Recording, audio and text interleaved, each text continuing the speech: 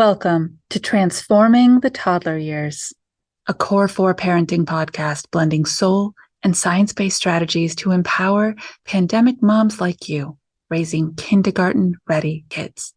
I'm Cara Tyrrell, your host, a lifetime lover of littles, girl mom, early childhood educator, and conscious parenting coach who truly believes that how we connect and collaborate with our kids in the first 5 years is how we raise world-ready kids who will change this world. But before we dive in, I would love if you could do me a favor. Could you scroll on down, rate the show after you listen, and leave a review, ask a question, suggest a topic. This will help me know how to better serve you, who to bring in. It will also help friends find us, other moms who need to be hearing what we're talking about together. Welcome back, mamas. I'm Cara Tyrrell, your host, and I am thrilled that we are still in the middle of our 5-part series of executive functioning skills we can practice with our kids every day that will set them up for success in the real world. Today, we are talking about flexible thinking. Skill number 3 out of the top 5 that I handpicked as the most important and the easiest to work into our everyday interactions with our kids. Why is flexible thinking so important? Well, think about it.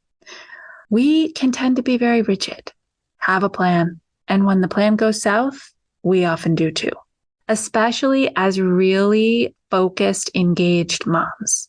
We tend to be high achievers and set big goals, look at the steps that get us there, and then get really off the rails when it doesn't go that way. Because we're smart and we know these things. But we can't predict the world. We have to be able to flex and think, flexible thinking. And so it's a skill that we need our kids to practice from a very young age. Because remember, they're beautiful little brains between the age of birth and 5 develop and grow to 85% of its full size. Let me say that again. 85% of foundational brain growth happens by 5 years old. And how does that happen? It's not just size. It's the neural pathways. It's the connections and the paths and the patterns and the when this happens, then this happens. And the if this doesn't happen, then I need to engage my problem-solving skills in order to create a similar outcome. Flexible thinking is the foundation for problem-solving. In teaching, it's called critical thinking. Can your child deal with what's happening right in front of them and come up with a plan to get started on their own? So let's practice it with them. If we create an environment for them where everything is so routine and everything is so predictable that the outcome never changes, they have no opportunity to practice flexible thinking. They have no opportunity to practice problem solving. I'm not saying we create big, chaotic, crisis-filled problems. They will show themselves in your everyday interactions. And it can be as simple as a 3-step plan and telling them you don't know what order we're going to do it in. All right, so here's a great example. You have a toddler, and your toddlers love routine and structure and order, right? They like to feel that safe space where they know inside that box everything's going to be okay. And that's awesome. We need to create that for them. But you can say to them, well, let me back up, tell you a story. I always tell you a story, right? Got a little excited, a little ahead of myself. So my girls are 17 and 19. So I've grown girls, and it is a promised land I will share with you another day. But when my 19-year-old was little toddler, 1, 1.5, 2, it was incredibly apparent how rigid her thinking was. And she would fall completely apart if things didn't go according to the order of the plan that she had decided in her head. I couldn't read her mind. It was going to be. Can you relate? You have kids like that? It's hard, right? You feel like you're always playing defense. What's going on in there? Am I going to mess it up? And then they fall apart. So here's what I did. I would start to create plans and tell her what they were and then change up the order. Okay, my kid, today we are getting in the car and we're going to the bank, the post office, and the grocery store. We're doing 3 things when we go out in the world. See how I laid it out for her? She feels safe right now. Whew, there is a plan. It is 3 things. I know what those 3 things are. And then once we got in the car, I said, I don't know what order we'll do them in. We will go to the bank, we will go to the post office, and we will go to the grocery store. But maybe we'll do something first and then change our minds and do the other one a different time.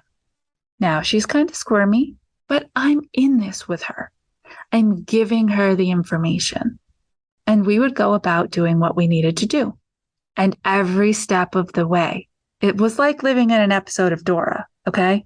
I don't know if Dora the Explorer is still as influential as she was 19 years ago, but I had to revisit that plan.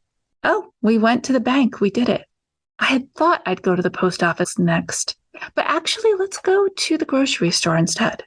Teaching flexible thinking inside a safe container where I was holding her up and she knew it would be okay. That is a toddler example.